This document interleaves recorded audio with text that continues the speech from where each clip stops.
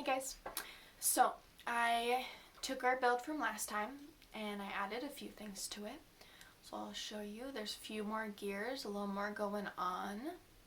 We have a big gear here, and that big gear is connected to a small gear, and that small gear is connected to another small gear, and that is connected to this slightly bigger gear right here.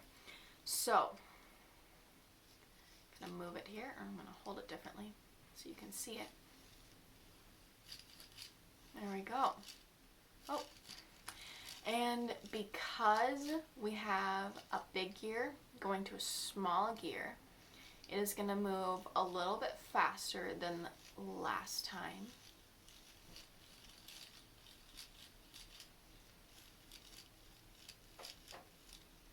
Interesting.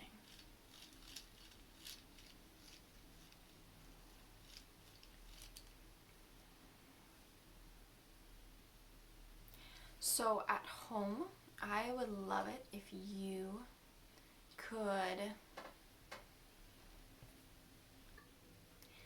think about how a car works. Think about how the wheels turn, because that is what we are going to be going through in Book B. So we just finished Book A, and now we're going to go through Book B and learn more about cars.